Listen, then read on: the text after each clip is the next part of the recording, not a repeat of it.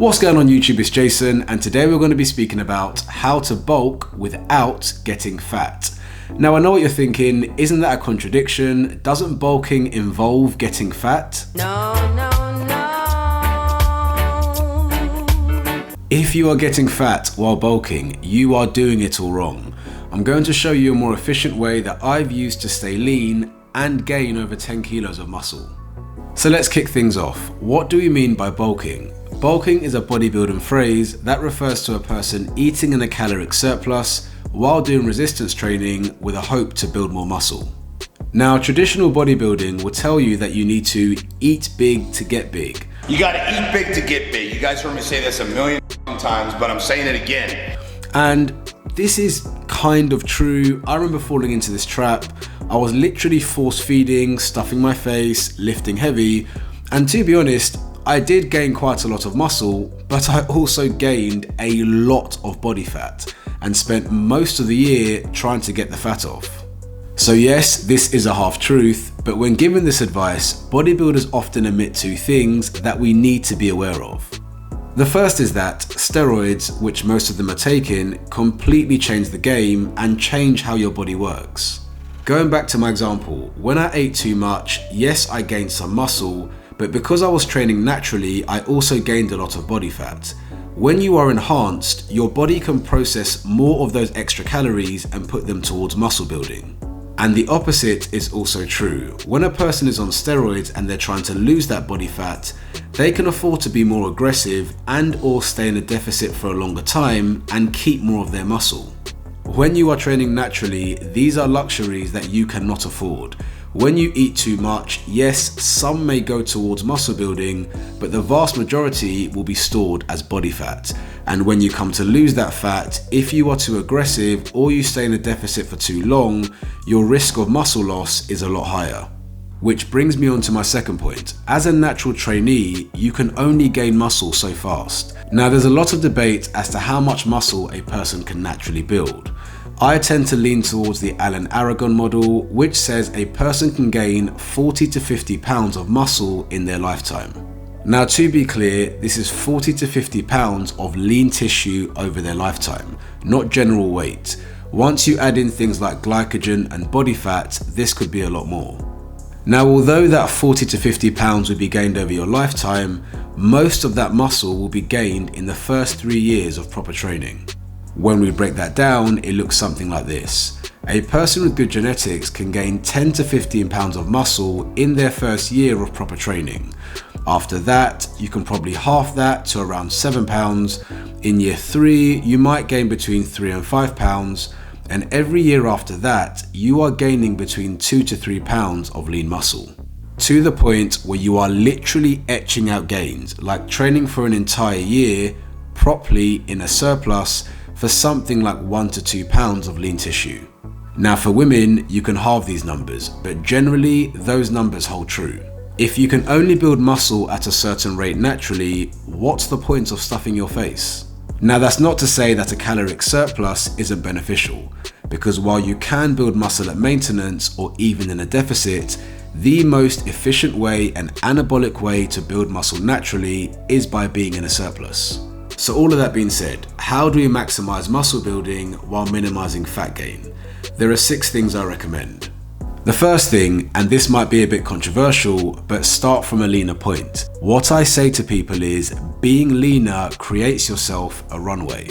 By a runway, I mean that you can bulk and gain muscle for longer without stopping because you're gaining too much body fat. A person must accept that by being in a caloric surplus, even if you do everything right, you are going to gain some body fat. The key is how much body fat and where your starting point is. If I use myself as an example, I tend to stay between 10 and 15% body fat all year.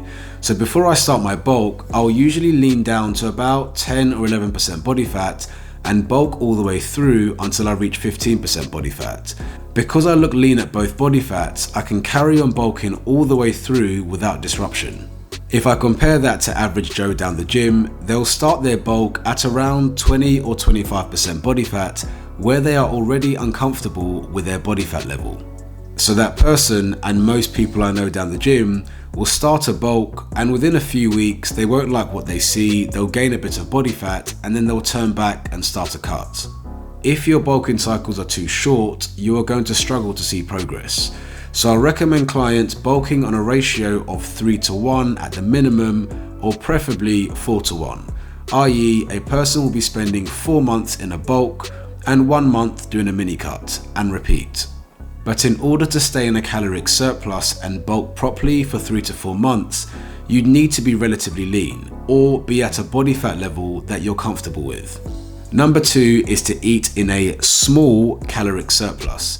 As I said, you do need to eat more, but not that much more. Remember, you can only build muscle so fast.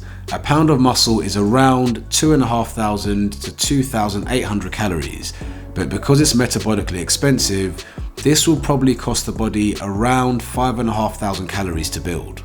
So because you can only build muscle at the maximum rate of 1 pound of muscle per month, do the maths. You need 5,500 calories, divide that by 30 days, you're looking at just over 180 calories. Now of course, that's 180 calories net. So if you just eat 180 calories over, you might burn that doing things like walking or fidgeting. So we need to leave a little bit more room. And that's why I recommend getting between 1 and 400 calories over your maintenance calories. Number 3 is getting sufficient protein intake, as protein is the building block of muscle.